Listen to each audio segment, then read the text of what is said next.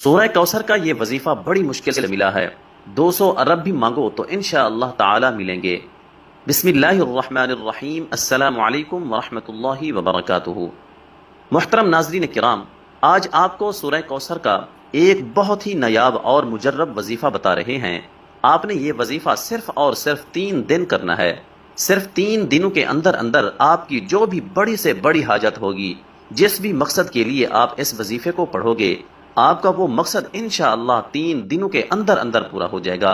آپ کا مقصد کوئی بھی ہو، آپ کی حاجت جتنی مرضی بڑی ہو، چاہے آپ کی پریشانی کوئی بھی ہو، آپ جس بھی مقصد کے لیے اس وظیفے کو پڑھو گے، آپ کا وہ مقصد انشاءاللہ تعالی 3 دنوں کے اندر ہی اندر پورا ہو جائے گا۔ لیکن واضح کر دیں کہ آپ نے یہ وظیفہ صرف جمعرات، جمعہ اور ہفتے والے دن ہی کرنا ہے، یعنی جمعرات سے شروع کریں اور ہفتہ کو مکمل کر لیں۔ آپ نے 3 دن یہ وظیفہ کرنا ہے۔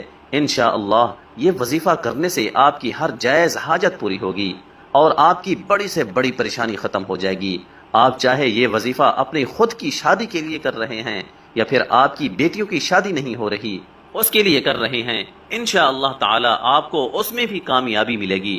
اگر آپ بے روزگار ہیں تو آپ اس کے لیے بھی یہ وظیفہ کر سکتے ہیں۔ اگر آپ کے دشمن ہیں اور ان سے چھٹکارا پانے کے لیے بھی آپ یہ وظیفہ کر سکتے ہیں۔ اگر کسی سے محبت کرتے ہیں اور اس سے شادی ہی کرنا چاہتے ہیں اور اس کے دل میں آپ اپنی محبت پیدا کرنا چاہتے ہیں تو اس کے لیے بھی آپ یہ وظیفہ کر سکتے ہیں۔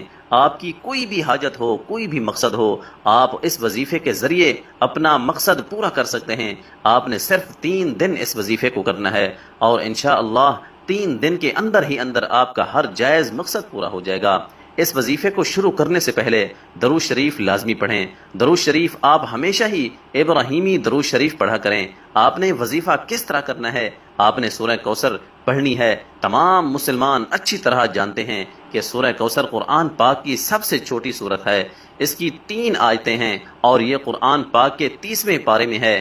آپ کی کوئی بھی حاجت ہے، کوئی بھی مقصد ہے، لیکن شرط یہ ہے کہ وہ مقصد صرف جائز ہی ہونا چاہیے۔ اس کو ذہن میں رکھ کر آپ نے یہ وظیفہ کرنا ہے۔ وظیفہ کرتے وقت پورا دھیان آپ کا وظیفے پر ہی ہونا چاہیے، دل میں کوئی بھی وسوسہ نہ آئے۔ انشاءاللہ اس وظیفے کو کرنے کے بعد آپ کی اللہ سے مانگی ہر دعا قبول ہوگی۔